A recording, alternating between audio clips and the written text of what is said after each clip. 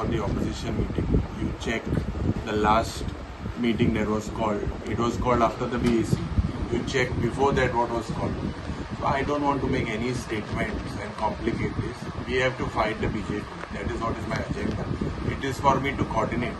And Eja Poile, BAC Fatlan, we have met. This is not the first time. It is absolutely the same. So I don't want to comment on this particular issue. And I don't want to give the BJP an advantage. I don't know what is others' personal agenda.